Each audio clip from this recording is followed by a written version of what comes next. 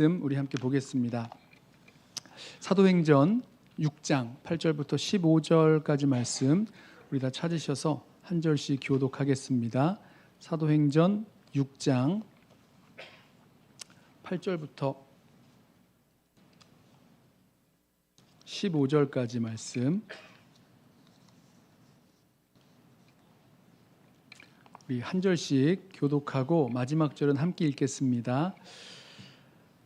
스데반이 은혜와 권능이 충만하여 큰 기사와 표적을 민간에 행하니 이른바 자유민들 즉 구레네인 알렉산드리아인 길리기아와 아시아에서 온 사람들의 회당에서 어떤 자들이 일어나 스데반과 더불어 논쟁할세 스데반이 지혜와 성령으로 말함을 그들이 능히 당하지 못하여 사람들을 매수하여 말하게 하되 이 사람이 모세와 하나님을 모독하는 말을 하는 것을 우리가 들었노라 하게 하고 백성과 장로와 서기관들을 충동시켜 와서 잡아가지고 공회에 이르러 거짓 증인을 세우니 이르되 이 사람이 이 거룩한 곳과 율법을 거슬러 말하기를 마지 아니하는도다. 그의 말에 이 나사렛 예수가 이곳을 헐고 또 모세가 우리에게 전하여 준 규례를 고치겠다 함을 우리가 들었노라 하거늘 공회 중에 앉은 사람들이 다 스데반을 주목하여 보니 그 얼굴이 천사의 얼굴과 같더라. 아멘. 예루살렘 교회에 문제가 있었죠. 가난한 성도들을 구제할 때에 헬라파 과부들이 구제받는 일에 소외가 되자 원망하는 사람들이 생겼습니다. 또 그래서 그 일을 해결하기 위해서 사도들은 우리는 기도하는 일과 말씀 사역에 집중하고 구제하는 그 일을 성령과 지혜가 충만해서 칭찬 듣는 사람들 7을 세워서 맡기겠다라고 합니다. 그 7사람, 7집사라고 부르죠. 자, 이 교회 안에 세워진 7집사가 헬라파 과부들의 그 구제에서 소외되는 일이 없도록 아주 열심으로 이 구제 사역을 잘 감당했을 것입니다. 어떻게 섬겼을까요? 어떻게 구제 사역을 잘 감당했을까? 구제 사역뿐만 아니라 금전 출납을 맡는 일도 섬겼는데요. 어떻게 했을까? 자, 궁금하시죠? 성경에는요, 7집사의 구제 사역에 대한 이야기는 나오지가 않습니다. 7집사가 맡은 그 구제 사역이 아마도 잘 이루어져서 구제에서 빠지는 사람도 없고 또 그 일 때문에 원망 듣거나 불평하는 사람들도 없어지게 돼서인지 성경은 더 이상 7집사가 그 구제하는 사역이나 금전 출납하는 우리로 말하면 이제 회계 사역이죠. 회계 업무 같은 사역에 대해서 기록하고 있지를 않습니다. 그 대신에 성경은 그 7집사 중에서 말씀 사역과 복음 전도 사역에 대한 그 이야기를 하고 있습니다. 오늘 7장을 보면 오늘 읽은 본문과 7장을 보면 이 스데반 집사가 회당과 사내들인 공회에서 말씀을 전하다가 순교하는 이야기가 나오고요. 이어서 8장에서는 빌립 집사가 사마리아 성에서 예수 그리스도와 하나님 나라를 전하는 이야기가 나오죠. 저는 성경을 읽을 때 스데반 집사의 이야기, 순교 이야기, 빌립 집사의 사마리아 성에서 전도했던 이야기 그런가 보다라고 했는데 말씀을 준비하면서 잘 생각해 보니까 좀 의외의 이야기라는 기록이라는 생각이 들었습니다. 이런 거죠. 사도들을 대신해서 구제하는 그 사역을 감당하도록 7집사를 세웠는데 7집사가 어떻게 구제 사역을 했는가에 대한 말씀, 그 기록이 나오는 것이 아니라 그 7집사 중에서 스데반과 빌립이라는 집사가 어떻게 말씀을 전하며 복음 사역을 감당했는가에 대한 이야기가 나오는 겁니다. 자, 성경이 이것을 기록하고 있는 이유가 있지 않겠습니까? 저는요, 그 이유가 바로 우리 모두에게 복음 전도와 말씀 사역의 그 사명을 주셨다는 것을 그 사명을 주셨다는 것으로 생각을 했습니다. 무슨 뜻이냐면 우리가 교회 공동체를 섬길 때 또 주님께서 맡겨주신 사명들을 감당할 때 그 받은 은사와 재능을 따라서 교회 구석구석을 섬깁니다. 교회 공동체의 여러 부분들을 섬기는데 자, 그런 것을 하면서 내가 그것만 하면 다 됐다. 나는 그것만 하면 할 것 다 했다라고 생각하는 경향이 있는 것 같아요. 성경은 그렇게 말씀하고 있지 않는 거죠. 금전 출납하고 빠짐없이 그 성도들을 구제하는 그 일을 위해서 세운 7집사가 그 일, 구제하는 일만 했던 게 아니라 말씀 전하는 사역, 복음 전하는 사역을 했다는 사실입니다. 사도들이 우리는 말씀 사역에 전념하겠다라고 말했으니까 그럼 이건 사도들이 해야 되는 사역이 아닌가? 이렇게 생각할 수가 있는데 그렇지 않다는 거죠. 복음 전하고 말씀 전하는 이 사역은 우리 모든 성도들 예외가 없이 저와 여러분들 한 분도 제외되지 않고 그 일을 감당해야 될 그 사명을 주셨다는 것입니다. 복음 증거의 사명에는 예외가 없다. 바로 나도 예외가 아니다. 나에게도 이 사명을 주셨다라는 거죠. 아니, 목사님, 이 사람들은 그래도 7집사로 세워진 사람들이기 때문에 전도하고 선교한 거 아닙니까? 여러분, 아니에요. 나중에 보시면 이런 말씀이 나와요. 흩어진 사람들이, 그러니까 흩어진 성도들이 복음을 전합니다. 흩어진 성도들이 말씀을 증거합니다. 그들을 통해서 복음이 전파되는 거죠. 사도들만이 아니었어요. 우리 교회 공동체를 섬길 때 노래 잘하고 노래 좋아하니까 성가대나 찬양팀으로 섬기고 아이들 좋아하니까 주일학교 교사로 섬기고 구역장으로 섬기고 건물 관리하고 식사로 섬기고 지역사회 봉사하는 일 섬기고 여러 가지를 섬기는데 여러 가지를 할 수 있겠지만 우리 모든 성도들에게 저와 여러분 그 누구도 예외 없이 감당해야 될 사명이 있다면 바로 복음 전하고 말씀 전하는 이 사역에 예외가 없다는 거죠. 예수의 증인이 되고 복음의 증인되는 이 사역에서는 그 누구도 예외가 될 수 없다는 것입니다. 오늘 본문에 나오는 스데반 집사가 구제하고 봉사하는 일을 위해서 세워졌는데 그 일들도 분명히 많았을 텐데 어떻게 이 스데반이 말씀 전하고 복음 전하는 사역을 하는가, 그 모습을 살펴보면서 우리도 이 복음 전하는 그 일에 잘 준비되어지고 또 실제로 우리에게 맡겨주신 그 삶의 자리에서 가정과 직장과 일터 또 교회와 이웃 속에서 예수 그리스도의 복음을 증거하고 전해서 복음의 씨를 뿌리고 복음의 열매를 맺게 하는 그런 저와 여러분들 성도들 되기를 축원합니다. 자, 어떻게 복음 전하는 일에 준비되어져야 하는가? 어떤 모습으로 복음을 전해야 되는가? 먼저 스데반이요, 지혜와 성령으로 복음을 전하였다라는 것에 주목하고 싶습니다. 우리 8절부터 볼까요? 스데반이 은혜와 권능이 충만하여 큰 기사와 표적을 민간에 행하니 이른바 자유민들, 즉 구레네인, 알렉산드리아인, 길리기아와 아시아에서 온 사람들의 회당에서 어떤 자들이 일어나 스데반과 더불어 논쟁할세 스데반이 지혜와 성령으로 말함을 그들이 능히 당하지 못하여. 자, 그동안 사도행전을 보면 베드로, 요한, 또 사도들을 통해서 많은 기사와 표적이 나타났죠. 병자를 낫게도 하고 또 예수 그리스도를 증거하는 그 사역도 사도들을 통해서 나와 있습니다. 그런데 기사와 표적 또 말씀을 전하는 그 사역이요, 사도들만 한 일은 아니라는 거죠. 아까도 말씀을 드렸죠. 7집사 중 하나인 이 스데반도 은혜와 권능이 충만해서 민간에 많은 기사와 표적을 행하였다. 또 기사와 표적이 나타나자 많은 사람들의 관심을 받았겠죠. 사도들이 그랬던 것처럼 스데반이 자유민들의 회당에서 예수 그리스도를 증거하고 하나님 나라를 선포할 때에 그 회당의 유대인들이 스데반이 증거하는 그 복음에 대해서, 예수 그리스도의 복음에 대해서, 또 그 복음을 증거하는 이 많은 표적들에 대해서 질문하거나 반대하거나 논쟁하기 시작했다는 겁니다. 여기서 잠깐 이 자유민의 회당을 설명을 드려야 될 것 같은데요. 이 자유민의 회당은 노예로 잡혀갔다가, 로마 제국에는 이제 노예로 잡혀갈 수 있는 그 일들이 있었잖아요. 노예로 잡혀갔다가 풀려난 유대인들 또 그 후손들이 예루살렘으로 돌아와서 세운 그 회당을 자유민의 회당이라고 부르는 것 같습니다. 그러니까 디아스포라 유대인들, 그들이 모이던 회당들 중에 하나였던 거죠. 구레네, 알렉산드리아, 길리기아, 또 아시아 출신 유대인들도 같은 회당에 속해 있었던 것 같습니다. 그런데 그때 이 길리기아 다소 출신으로 예루살렘에 있었던 사람 누굽니까? 바울도 이 회당에 속하지 않았을까? 이런 생각을 해봤는데요. 만약에 그렇다면 스데반이 예수가 그리스도시다, 또 예수 그리스도를 통해서 하나님의 구원 사역이 완성되고 율법과 또 성전의 목적이 그리스도 안에서 성취되었다라는 그 선포를 아마 바울도 듣지 않았을까, 이런 생각을 하게 됩니다. 모르죠, 진짜인지 아닌지는. 상상으로는 또 추정으로는 가능한 것 같습니다.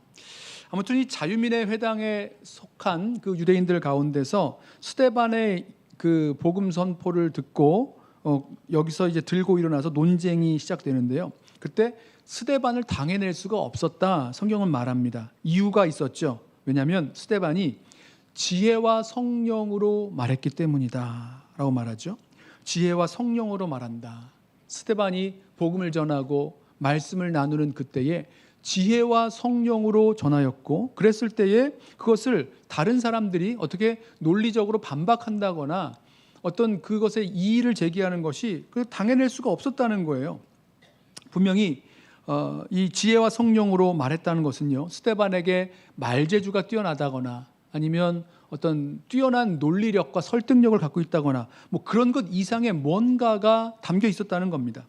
여기서의 지혜는요, 인간적인 지식이나 뭐 철학적 지혜를 말하는 것이 아니고요, 하나님께서 주신 그 복음의 말씀을 잘 설명하고 해석하는 그 능력을 말합니다. 예수님도 말씀하셨죠. 제자들에게 말씀하시기를, 너희가 이제 대적을 만나게 됐을 때에 그들이 능히 대항하거나 대변할 수 없는, 변박할 수 없는 구변과 지혜를 주겠다, 이런 말씀을 하셨어요. 그래서 스데반이 예수 그리스도의 복음을 성경으로 설명하면서 그 일이 이루어지는 거죠. 하나님의 구원의 완성으로서 예수 그리스도의 그 모습, 주님께서 이루신 그 일들을 탁월하게 설명할 수 있었다는 겁니다. 또 성령으로 말한다. 이것은 단순한 성령의 감동을 넘어서서 말씀 자체가 성령의 능력 가운데, 담대함과 확신과 능력 가운데 선포되었다는 거죠. 고린도전서 2장 4절을 보면 바울이 이렇게 말해요. 내 말과 내 전도함이 설득력 있는 지혜의 말로 하지 아니하고 다만 성령의 나타나심과 능력으로 하였다. 성령의 나타나심과 능력으로 이 말씀을 전하였다, 이렇게 말합니다. 스데반이 말할 때, 스데반이 복음을 증거하고 전할 때에 분명히 그의 말에 확신도 있었고 권능도 있었고, 사람들이 그 말을 듣고 부인할 수 없는, 인정할 수밖에 없는 그런 강한 능력의 역사가 나타났다는 거죠. 자, 지혜와 성령으로 말하는 것, 이것은 말씀에 대한 깊은 깨달음과 해석의 지혜, 그리고 성령의 능력 안에서 담대함과 또 능력으로 말씀을 전하는 것, 이것이 이제 결합돼서 나타났다는 뜻으로 여겨집니다. 그러니까 스데반이 복음을 전할 때에, 말씀을 전할 때 사람의 능력으로는 이렇게 반대하거나 꺾을 수 없는 그런 힘이 있었다는 거죠. 지혜와 성령으로 말하는 그 힘, 진리의 힘이라고 할 수 있습니다. 아무도 스데반의 그 설명과 이 복음 증거에 반박하지 못하였고, 반박을 못하니까 그 대신에 폭력적인 반응으로 거짓 증인들을 세우고 나중에는 돌로 쳐서 죽이는 그 일까지 감당하게 하게 하는 거죠. 어떻게 이럴 수 있었을까? 스데반이요, 복음을 정말 탁월하게 설명하고 전할 수 있었다는 점을 주목하고 싶습니다. 물론 스데반에게 은혜와 성령이 충만하고 믿음이 충만하고 능력이 충만하고 분명히 하나님께서 도우시는 그런 도움의 역사가 분명히 있었지만, 스데반에게는요, 예수 그리스도 안에서 이루어지고 성취된 그 하나님의 그 구원의 역사, 복음의 그 역사를 설명할 수 있는 그 메시지가 담겨 있었다는 거죠. 사도들의 가르침을 받았을 때, 이 교회 공동체가 사도들의 가르침을 받아서 예수 그리스도를 깨달아 가는 그때에 스데반은 잘 준비가 되었던 것 같고요. 성경을 예수 그리스도의 관점에서 해석하고 그 복음을 제시할 수 있는 능력이 이 스데반에게 있었다는 것입니다. 그리고 바로 거기에 진리의 성령께서 주시는 담대함과 확신과 능력의 역사가 담기게 되는 거죠. 저와 여러분도 말씀을 통해서 예수 그리스도를 증거할 수 있는 그런 준비가 되어질 때에 하나님께서 그 위에 성령을 통해서 말씀을 이해하는 그 눈도 더 넓게 열어주시고 지혜롭게 설명할 수 있도록 은혜도 주시는 줄로 믿습니다. 자, 우리 자신을 좀 돌아보았으면 좋겠어요. 우리 모두가 다 이 말씀을 증거하고 복음을 전하는 사명을 받은 사람들로서 우리 자신의 모습을 한번 생각을 해보시죠. 우리는 성경을 통해서 예수 그리스도를 증거할 수 있도록 정말로 꾸준히 말씀을 묵상하고 배우고 연구하고 또 준비하고 있는가? 우리 베드로 사도가 내 안에 있는 소망의 이유를 묻는 자들에게는 그 말씀을 설명할 것을 미리 준비하라고 권면했던 것처럼 우리 안에 우리의 소망 되신 그 예수 그리스도를, 이 복음을 설명할 수 있는 그런 준비가 성경적으로 되어 있는가, 우리 자신을 돌아보았으면 좋겠습니다. 이번 가을 양육 훈련 이제 다음 달에 이제 시작되는데요. 성경도 배우고 교리도 배우고 제자 훈련도 받고 또 말씀 묵상 나누는 그런 시간들, 여러 시간이 있는데 바로 그런 시간들을 통해서 예수 그리스도의 복음, 내가 정말로 감사하고 누리고 평생을 증거하며 살아가야 될 이 예수 그리스도의 복음으로 잘 준비되어질 수 있는 시간 삼으시길 바랍니다. 한 사람도 빠짐없이 복음을 증거할 사명을 받았기에 예수 그리스도의 복음으로 잘 준비되어질 수 있는 성도 여러분들, 또 우리 교회 공동체 되었으면 좋겠습니다. 그리고 그 복음을 증거할 때, 말씀을 나눌 때 내가 가지고 있는 그런 지혜와 지식만으로 되는 것 아니고요, 성령께서 우리에게 주시는 그런 감동과 인도하심, 또 성령께서 주시는 담대함과 확신으로 그렇게 복음을 잘 증거할 수 있는 은혜가 저와 여러분에게 있기를 소원합니다. 자, 두 번째로 스데반은요, 예수님을 중심으로 복음을 전하였습니다. 11절부터 보실까요? 사람들을 매수하여 말하게 하되 이 사람이 모세와 하나님을 모독하는 말을 하는 것을 우리가 들었노라 하게 하고, 백성과 장로와 서기관들을 충동시켜 와서 잡아가지고 공회에 이르러 거짓 증인들을 세우니 이르되 이 사람이 이 거룩한 곳과 율법을 거슬러 말하기를 마지 아니하는도다.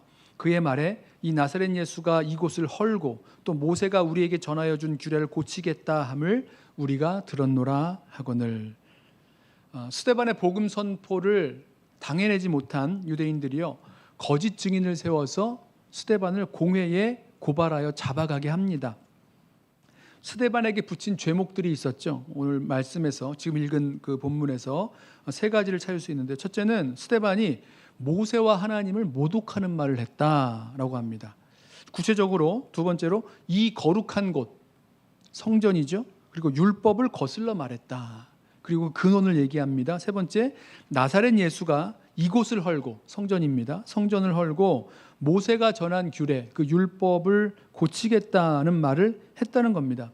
자, 스데반이 성전과 율법을 거슬러서 말한 내용이 나사렛 예수가 성전과 율법에 대해서 가르친 것을 전한 것으로 나오는 거죠. 세 가지를 말씀드렸지만 그 시작이 예수님의 말씀이라는 거예요. 예수님의 가르침이라는 겁니다.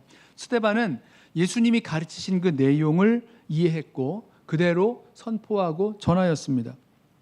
예수님이 성전과 율법에 대해서 뭐라고 가르쳤는지 여러분 아시죠? 예수님은요, 예수님이 이 성전을 대신할 것이라고 말씀하셨어요. 굉장히 담대한 주장이죠. 차원이 다른 그런 주장인데요. 유대인들이 예수님을 고발할 때 손으로 지은 이 성전을 헐고 손으로 짓지 아니한 다른 성전을 사흘 동안에 짓겠다, 이런 말을 했다고 예수님을 고발합니다. 자, 그랬더니 이 말을 듣고 유대인들이 문자적으로 이해를 하죠. 아니, 이 성전을 46년 동안 지었는데, 실제로 이제 헤롯이 오랫동안 지어온 그런 성전입니다. 예루살렘 성전이요. 이 성전을 46년 동안이나 지었는데 네가 뭐라고 그걸 3일 만에 다시 일으키겠느냐? 불가능하다는 거죠. 근데 요한복음을 보면 이렇게 말해요.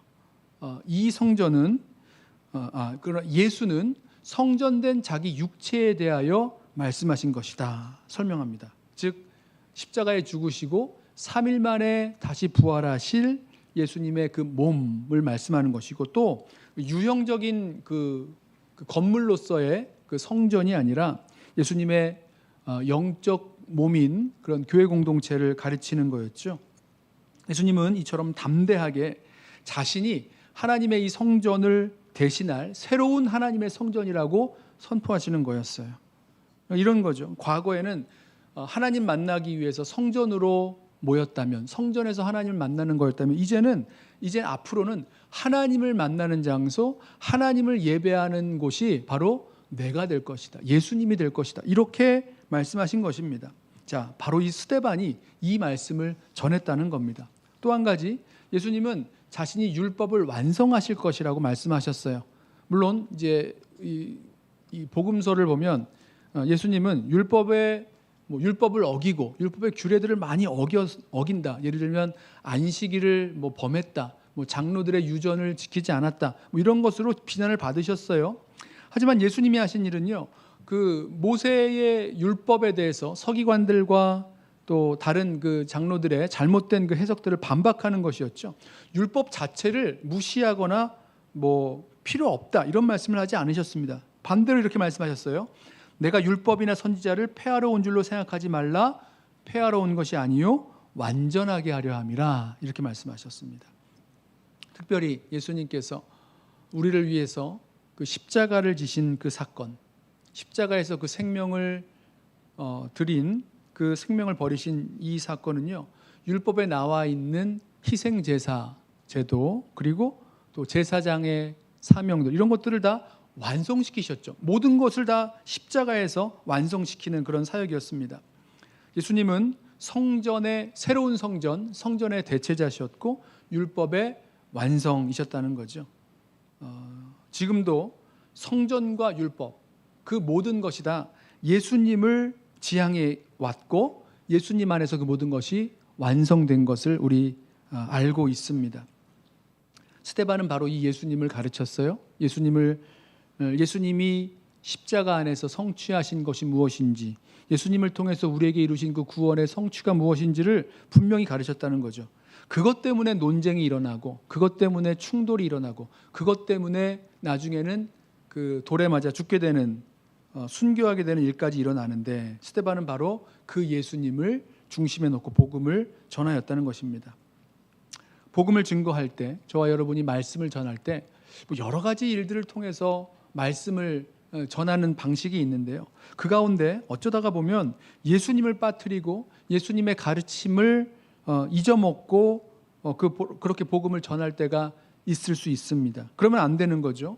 복음의 내용도, 복음의 목적도, 복음의 그 핵심도 다 우리 주 예수 그리스도에게 있음을 기억하시고 예수님을 중심에 두고 예수님을 가르치고 전하고 복음을 증거해야 될 것입니다. 오늘날의 우리의 삶의 모습에서, 우리 신앙생활의 모습에서, 또 교회 공동체의 모습 자체가 사실 우리가 가지고 있는 그 복음이 무엇인지를 이 땅 가운데 표현하게 되는 건데요.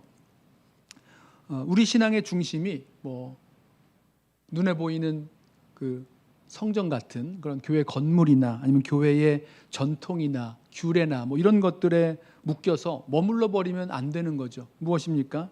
우리의 그 복음 증거의 중심에는 언제나 예수 그리스도 그리고 예수님께서 우리에게 가르쳐 주신 그 말씀을 가운데 두고 그 복음의 진리를 잘 전할 수 있기를 원합니다. 성전도 율법도 다 예수 그리스도를 향하고 있고 예수 그리스도의 안에서 완성되고 완전해지고 구원을 이루시는 그 역사가 주님께 담겨 있다는 사실 우리 기억하면서 우리 복음 증거의 그 중심에도 늘 예수님을 빠뜨리지 않고 예수님을 중심에 모시는 그런 복음 증거의 사명 감당하기를 소원합니다. 자, 세 번째는요. 스데반은 자신의 얼굴로 자신이 전한 복음을 증거하였습니다. 15절 보실까요? 공회 중에 앉은 사람들이 다 스데반을 주목하여 보니 그 얼굴이 천사의 얼굴과 같더라. 자, 공회에 앉은 사람들이 그 스데반을 모독하고 스데반에게 거짓 증거하는 그 일들을 막 듣고 있었는데 그러다가 스데반의 얼굴을 보니까 너무 놀란 겁니다. 자신을 모독하고 모욕하고 또 거짓 증거하는 사람들의 그 이야기를 들으면서도 그 얼굴이 분노하거나 원망하거나 막 혈기가 올라오거나 그러지 아니하고 그 얼굴이 천사의 얼굴같이 보였다는 거예요. 놀랍죠?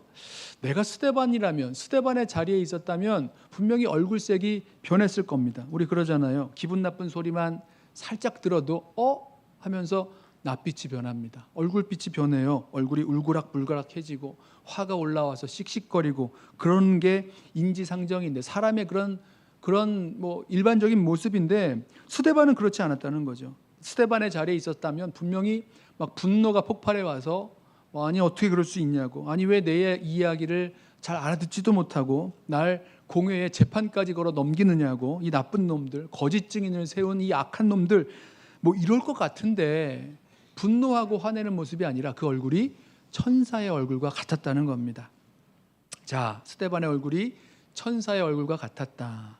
이 상황에서 거짓 증인으로 모함하고 죽이려 하고 이런 상황 속에서 아무런 영향을 받지 않았어요. 오히려 그 안에는 평안과 기쁨과 소망이 그 얼굴에 나타났다는 거죠.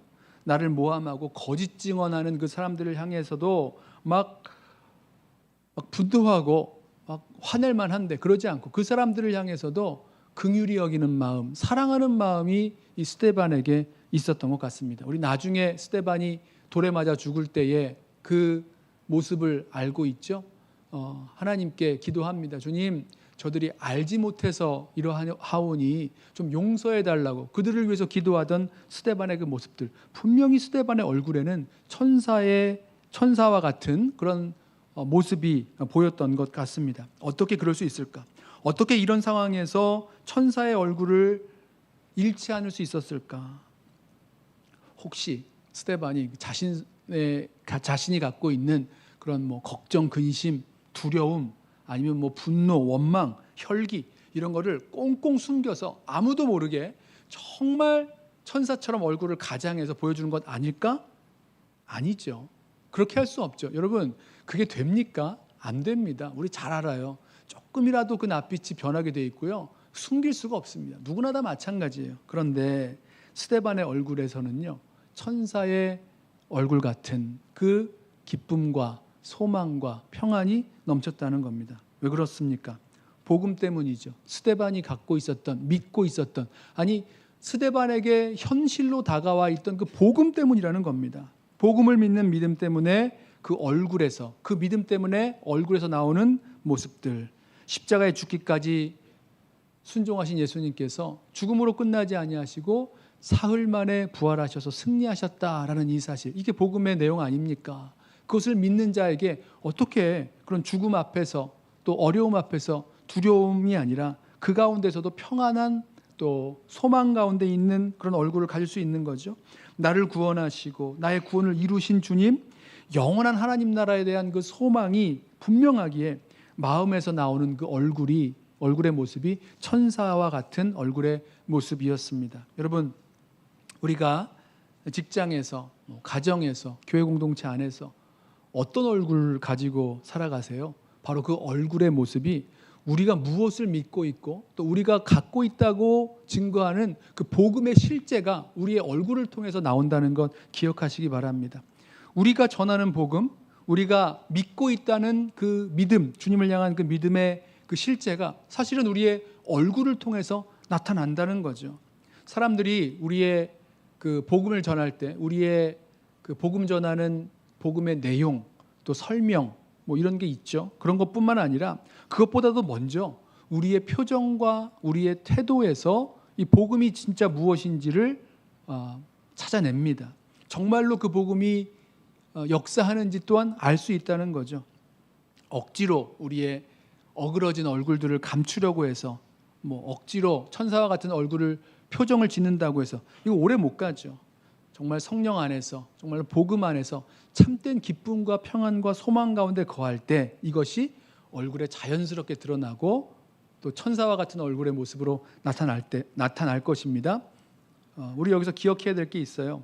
스데반처럼 참 고난도 있고 억울함도 있고 참 어려운 그런 상황 속에서도 우리는 원망이나 불평 대신에 정말 천사와 같은 빛나는 얼굴을 가질 수 있다라는 사실입니다. 그리고 그것이 이 세상에서 아주 강력한 복음 증거의 역할을 감당합니다.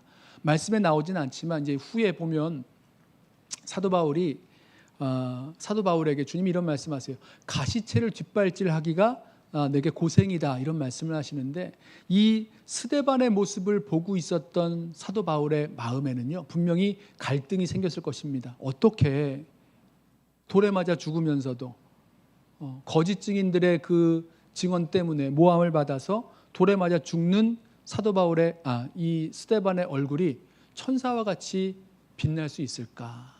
그 얼굴에 있었던 평안과 기쁨과 소망, 전혀 두려워하지 않는 그 모습들, 어디에서 그런 것들이 나오냐는 겁니다.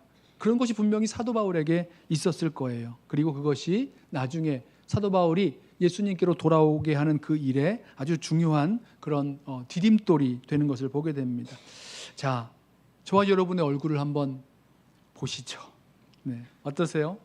저의 얼굴을 보시는 여러분, 또 여러분의 얼굴을 보시는 여러분이나 여러분 옆에 계신 분들, 정말 우리의 얼굴을 통해서 예수 그리스도의 복음이 무엇인지, 또 예수님의 그 사랑과 용서를 우리의 얼굴을 통해서 나타내고 드러내고 있는가.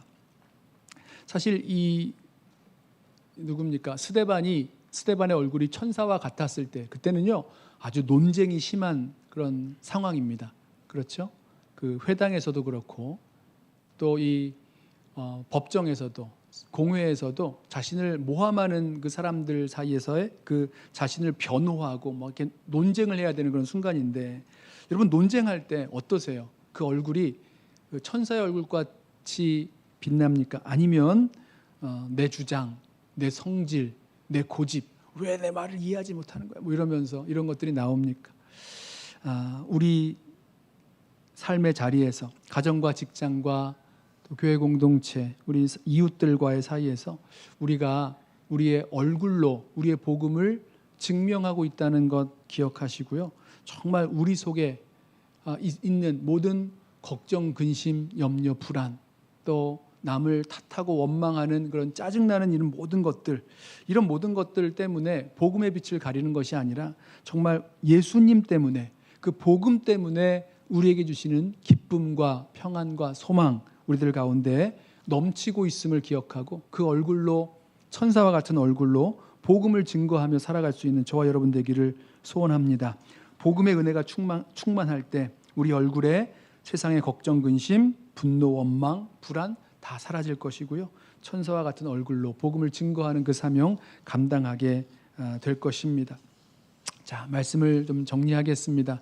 우리 모두에게 주신 이 말씀의 사명, 복음 전도의 사명 감당할 때 정말 예수 그리스도의 복음을 잘 증거할 수 있도록 준비되어지는, 말씀으로 준비되어지는 저와 여러분, 그리고 그 가운데 성령의 강력한 인도하심과 능력, 또 담대함 얻게 되는 그런 저와 여러분 되기를 소원합니다. 그리고 우리 얼굴에 복음의 빛이 막 나타나기에 고난 중에도, 환난 중에도, 어려움 중에도 천사와의 얼굴과 같이 되는 그런 충만한 은혜를 경험하고 나누며 살아가는 저와 여러분 되시기를 주님의 이름으로 부탁하며 축원합니다. 기도하겠습니다. 사랑하는 주님,